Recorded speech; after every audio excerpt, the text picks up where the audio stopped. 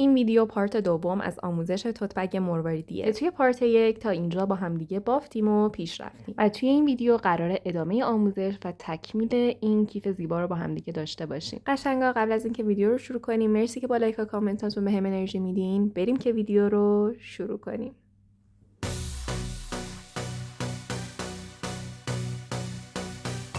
خیلی خوب بچه‌ها، ببینین من اینجا یه ردیف بی بافتم، همینجور که بهتون گفتم که با یه خونه 8 تایی شروع و با یه خونه 8 تایی به پایان میرسه. حالا میخوایم چیکار کنیم بچه‌ها؟ حالا دوباره یه مقدار نخ جدا کنین. الان میخوایم یه ردیف A ببافیم. خب اینجا میخوام بهتون بگم که چجوریه. ببینین ما الان اینجا یه ردیف A داریم که این وسطه و دو تا ردیف B این دو سمتش بافتیم. خب یه سمت کارتون رو بزنین جلوتون، مثل من اینجا نختون رو بیارین و الان توجه کنین که من چجوری شروع میکنم ردیف A رو، چجوری به پایان میرسونمش رو، همه اینها.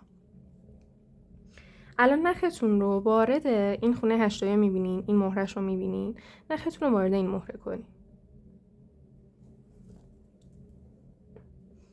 و حالا اینجا خونه اول ردیف A مونه که یه خونه 4 تاییه و برای شروعش 3 تا دونه مهره کوچیک برمی‌داریم و میندازیم داخل این سرنخمون که به سمت بیرون بافت هست و میبافیم.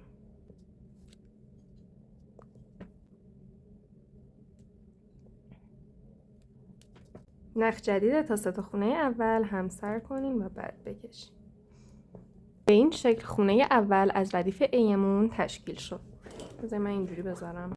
الان میخوایم خونه دوم از ردیف A رو تشکیل بدیم. برای این کار بچه‌ها ببینین اینجا یه نخ پایین داریم به سمت بافت و یه نخ بالا داریم به سمت بیرون بافت. این نخ پایین رو از این مهره بزرگ، این مهره کوچیک و این مهره بزرگ رد کنیم.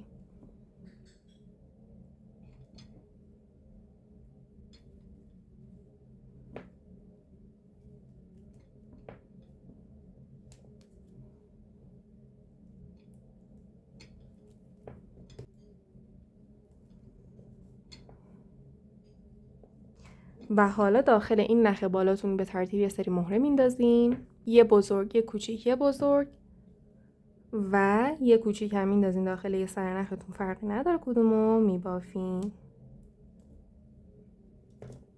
بچه‌شون بافت گرهیه میتونین همسر نکنین، همون خونه اول همسر کنین و بعد بقیه رو میتونین به صورت ساده بکشین. دقیقاً ادامهش میشه همون روتینی که توی ردیف‌های بی اجرا کردیم. الان دوباره اینجا خونه سوم وقت بافت خونه 4 تاییه، یکی در میون 8 تای 4 تایی دیگه. این نخ پایین رو از این مهره کناریش که یه مهره کوچیک هست رد میکنیم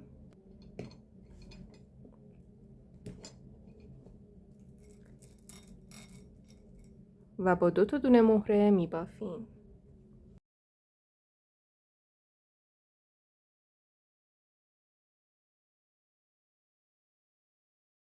اینم خونه سوم.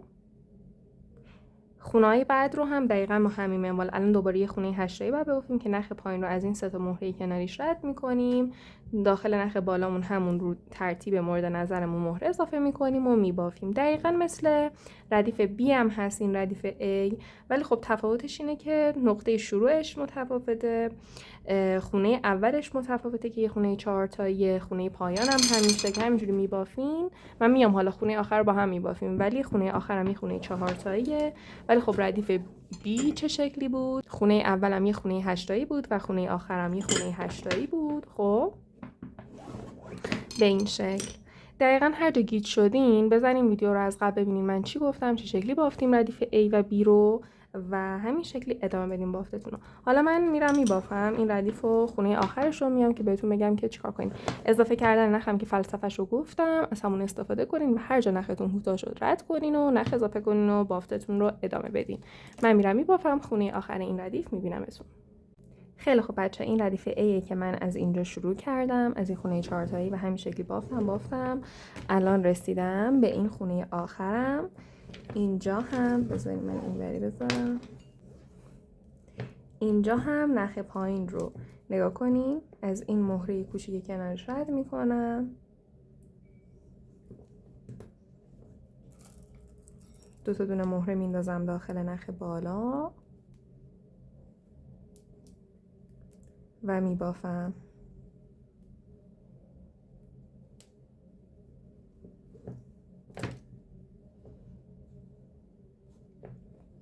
به این شکل بچه‌ها این میشه آخرین خونه از ردیف ایمون که یه خونه 4 تایی هست و یه همچین شکلی داره توی بافتمون. دیدین بچه‌ها با هم دیگه این ردیف ای رو اینجا بافتیم. الان اینجا من برم نخم رو رد کنم و شروع کنم به ادامه بافت. بچه‌ها الان به این شکل شده. همونجور که دیدین ما اول یه ردیف ای بافتیم، بعد یه بی این ور یه بی این ورش بافتیم. خب و بعد حالا یه ای هم اینجا شروع کردیم بافتن. در ادامه بعد همین شکلی کنار هم یکی در میون ردیف A و B ببافین. الان من این A رو که تکمیل کردم، الان باید شروع کنم ردیف B رو بافتن. شروعش، نوع بافتش و همگیش توی ردیف B اینجا آموزش دادم. باید برین ببینین و ببینین به چه شکل هست و همینجا شروع کنین. ببینین موقعیت چه شکلیه، خونه اول چه شکلی بافته میشه، خونه‌های وسط چه شکلی بافته میشه، خونه آخر به چه شکلی به اتمام میرسه. و بعد از اینکه ردیف بیتون تموم شد دوباره ردیف A میبافین، دوباره با همون روتینی که بهتون آموزش دادم ردیف A رو ببافین که همینجا بود و همین شکلی ادامه بدین تا جایی که اون اندازه‌ای که دلتون میخواد باشه. این بذارین لبه ها رو روی هم و ببینین چقدر میخواین ابعاد کیفتون باشه. همین شکلی هی ادامه بدین. فقط حواستون باشه جایی که میخواستین اندازه اوکی باشه آخرین ردیف یک ردیف بی باشه. خب من حالا میرم ادامه میدم بافتم رو و اندازه‌ای که دلم خواست اوکی شد میام که بهتون بگم در ادامه چیکار کنیم. خیلی خب بچه‌ها من رفتم بافتم و ببینید به این تعداد من بافتم. الان بهتون میگم اگه بخواید مثل من ببافین چه تعدادی من بافتم. ببینید از این بالا اگه شروع کنیم به شمردن، یه ردیف بی، دومی ردیف بی، سومی ردیف بی، چهارمی ردیف بی، پنجمی ردیف بی و 6 تا ردیف بی که بینشونم یکی در میون ردیف‌های A وجود داره. یا اگه بخوام یه جور دیگه بهتون بگم از این بالا که نگاه کنین از لب یه خونه 8 تایی، 2 تا خونه 8 تایی، 3 تا خونه 8 تایی، 4 تا خونه 8 تایی، 5 تا خونه 8 تایی، 6 تا خونه 8 تایی و بینشون یکی در میون خونه های 4 تایی هست. حالا در ادامه ببینید ما این 2 تا لبه کار میخوایم روی هم قرار بدیم. این میشه اندازه کیف من که اینجا ورودیشه و قراره این 2 طرفش رو به هم وصل کنیم. برای این کار من میخوام یه سره یک سمت رو وصل کنم. تقریبا 2 متر نخ بردارین. اگه کمتر بردارین مجبورین هی نخ و اینا اضافه کنین. من میخوام یه سره اینو ببافم. و حالا ببینید بعد دقیقا روی همدیگه قرار بدین لبه ها رو و این پایین ببینید اون زیر کار من به این شکله.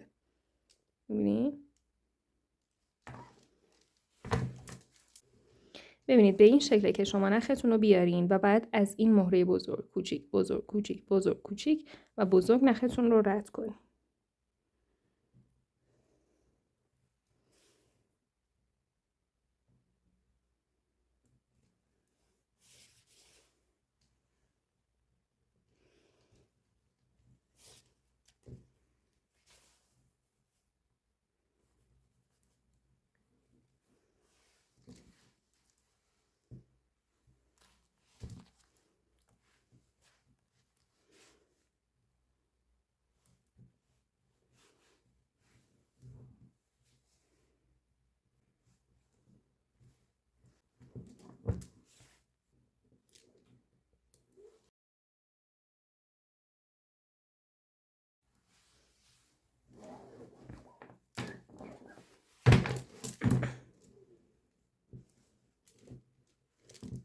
میبینید بچه ها به این شکل الان بین 2 سرنخ من یه مهره، 2 مهره، 3 مهره، 4 مهره، 5 مهره، 6 مهره و 7 مهره وجود داره.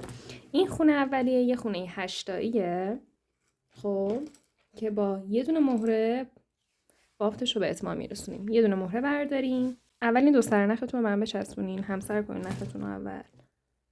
و حالا این مهره رو بندازین داخل یه سرنخ، فرقی نداره کدوم، و بافت گرهی بزنیم. دوباره همسر کنین و بکشین.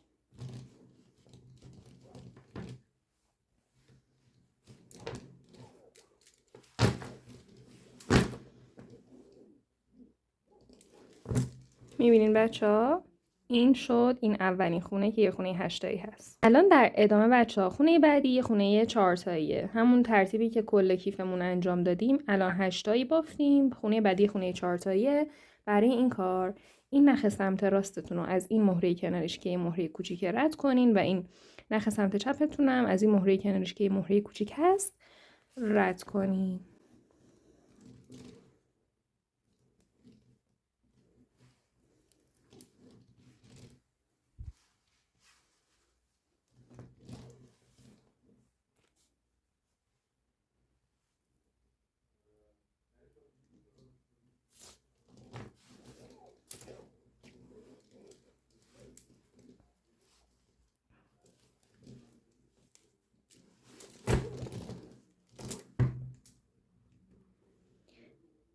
ببینید به این شکل الان بین دو سر نخم 3 تا دونه مهره کوچیک هست. یه دونه مهره کوچیک برمیدارم و میندازم داخل یه سر نخم و میبافم. فرقی نداره کدوم نختون بندازین، دیگه میدونین.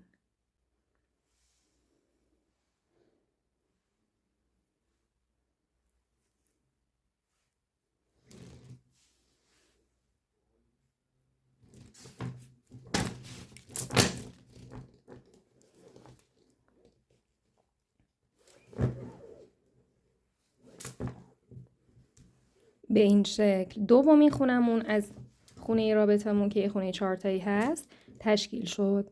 خونه بعد رو یه خونه 8 تایی هست به چه شکل بعد انجام بدیم؟ بچه ببینید این نخ سمت راست رو از این مهره بزرگ، این مهره کوچیک و این مهره بزرگ رد کنین و دقیقاً نخ سمت چپ رو هم از این مهره بزرگ، این مهره کوچیک و این مهره بزرگ رد کنین.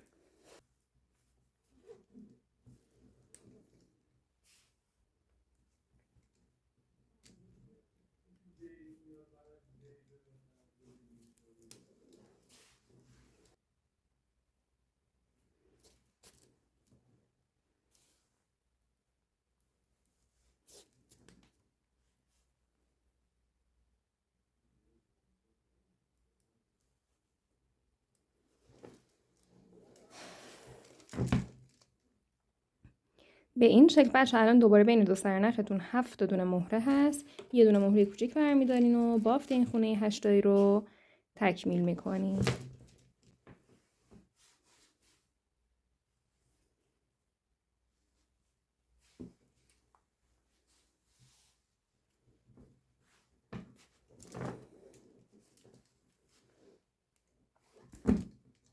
خیلی خب بچه‌ها این هم از سومین خونه از رابطمون که یه خونه 8 تایی هست. خونه‌های بعد رو هم دقیقاً به همین ترتیب یکی در میون یه خونه 8 تایی 4 تایی 8 تایی. الان وقت 4 تاییه. روندش هم به این شکلی که نخ سمت چپ و راستتون رو از یه سری مهره رد می‌کنین و می‌بافین دقیقاً هر کاری که تو این دوتا خونه آخری کردیم. الان دوباره این 4 تایی رو با هم ببافیم. نخ سمت راست از این مهره کناریش که یه مهره کوچیکه و نخ سمت چپ هم از این مهره کنارش که نخ یه مهره کوچیک رد میشه و با یه دونه مهره بافت میشه.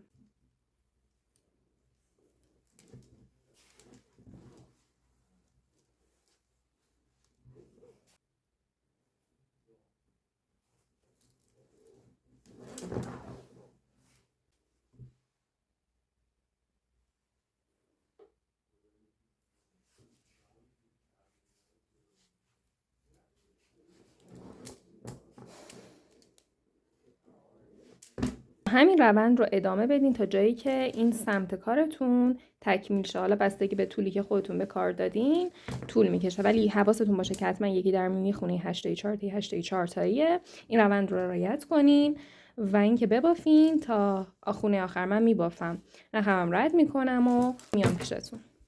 خیلی خب بچه‌ها ببینید من یه طرف رو به این شکل وصل کردم. حالا اومدم بهتون نشون بدم قبل از اینکه اون برم وصل کنم که دقیقاً چه شکلی اگه اندازه کیفتون مثل منه که حالا اشتباه نکرده باشین. مطمئنم که درست بافتین ولی خب خواستم بهتون نشون بدم. ببینید اولین خونم که یه خونه 8 تایی بود به ترتیب میشمارم، شما هم اگه اندازه من بافتین نگاه کنین. یه 8 تایی یه 4 تایی یه 8 تایی یه 4 تایی یه 8 تایی یه 4 تایی یه 8 تایی یه 4 تایی یه 8 تایی یه 4 تایی یه 8 تایی یه 4 تایی یه 8 تایی و در آخر هم یه خونه 4 تایی. حالا دقیقاً برین دقیقاً همین شکلی که این ور رو بست کردین اون سمت رو هم بست کنیم و بعد بیاین که با هم دیگه ادامه بدیم. خیلی خوب بچه‌ها، ببینین من اون سمت رو هم بست کردم و الان کیفمون یه حالت کیف دور دیگه گرفته و الان میخوایم بریم سراغ مرحله آخرمون که بست کردن بندهای کیف هست.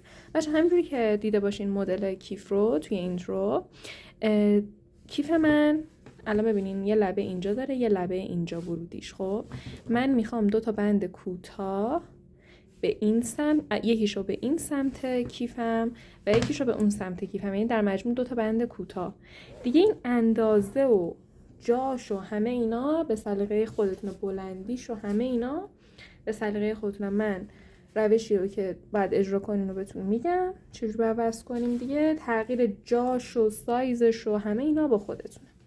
الان ببینید این شکلی، این داخل این در کیف منه، ورودیشه یه جورایی.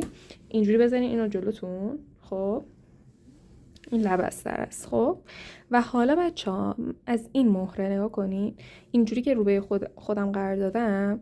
این خونه اول از این سمت که یه خونه 8 تاییه، این یه خونه 4 تاییه. این خونه 4 تایی، این مهرش، نختون رو رد کنین. آها راستی نخم بچه‌ها ببینید اندازه‌ای که بلند بگیرین دیگه، 3 متر بگیرین. فکر می‌کنم دیگه بلندتر از 3 متر بخواد، چون بعد این دولا میشه تقریبا میشه 1.5 متر. هر اندازه‌ای که میخواین 2 برابرش کنین و اندازه اون نخ جدا کنین. خب واسه من 3 متر جدا کردم. حالا نمیدونم چقدر بخوام طول بدم بهش، بعد امتحان کنم، ولی دیگه 3 متر رو گرفتم. بیشتر هم میتونین بگیرین، کمتر نگیرین، چون توی مدل بندی که من میخوام بزنم دیگه اضافه کردن نداریم. همین شکلی بعد ادامه بدیم. حالا نگاه کنین 2 سر نخمون رو به هم میچسبونیم، هم سر میکنیم و میکشیم.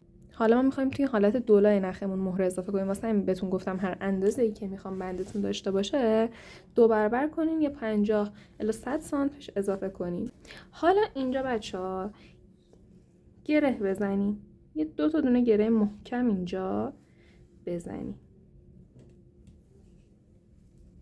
اول از اینکه گره رو محکم کنین همسر کنین. اول 2 سر نختون رو ببینین که نختون کوتاه بلند نشه، حین گرانه کنین. حالا به رو محکم کنین. خب این یه دونه گره، اینم از دومین گره. خب حالا اینجا نخ من آماده است که من مهرام رو بندازم. من اینجا میخوام همش مهرهای بزرگم رو، مهرهای مشکیم رو استفاده کنم. شما اینجا میتونین ترکیبی استفاده کنین، مثلا چند تا کوچیک بندازین، چند تا سفید بندازین، چند تا سیاه بندازین دیگه. سلیقه‌ایه که چجوری میخواین باشه بندتون. من همین شکلی میرم اضافه میکنم به تعدادی که دلم خواست رسید. میام بهتون بگم که چجوری وصلش کنین به اون برای ادامه کار. خیلی خب بچه‌ها، من مهرام رو انداختم با مهرهای بزرگ من که سایز 12 بود. من 51 عدد مهره انداختم تو این بندم به این شکل. خب و این که بچه‌ها میخوایم ببینین چقدر اندازه میخواین، همینو هی مثلا ببرین جلوی آینه، بذارین روی دوشتون. خب و هی ببینین که اوکی مثلا من میخوام تا اینجا باشه کیفم، پس بندم و یکم مثلا مهرهاشو بیشتر کنم. به این شکل هی ادامه بدین. خب حالا این بند من آماده است و اوکیه. من میخوام وصلش کنم به این سمت تا دیگه اینجوری اوکی شو و وصل شو و همه اینا. ببینین ما الان این بندمون اینجا 2 سر داریم دیگه. این 2 سر رو جدا کنین و بهش یک دستتون بگیرین. جایی که ما اونجا شروع کردیم این خونه اولی 8 تایی بود، این خونه 4 تایی این مهره شروع کردیم کارمون رو، بندمون رو وصل کردن. حالا ببین دقیقاً قرینش این سمت، این خونه 8 تایی نه، این خونه 4 تایی این مهرش. خب این 2 سر نخ رو باید از این 2 سر این مهرمون رد کنیم. یک از سرای نختون رو بگیرین، از یه سمتش وارد کنین و بکشین. ببینید به این شکل. و حالا اون یکی سر نخ رو هم از اون سمتش، از اون سمت مخالف مهره وارد کنین. بذارین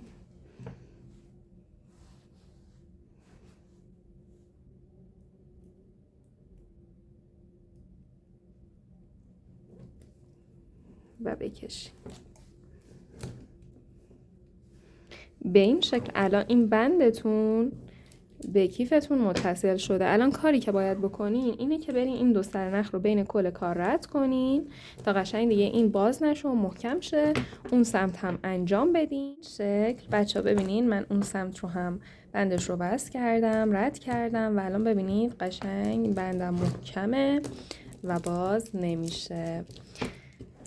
این هم از توت بگ قشنگه. بچه اگه از این آموزش لذت بردین لطفا ویدیو رو لایک کنین، نظرتون رو واسم بنویسین و بچه اگه از این آموزش خوشتون اومد، از این نتیجه خوشتون اومد، احتمالاً از این 2 تا ویدیو هم که میاد الان روی صفحه لذت میبرین. مرسی که تا آخر تماشا کردین. تا ویدیو بعدی، خدا نگهدار.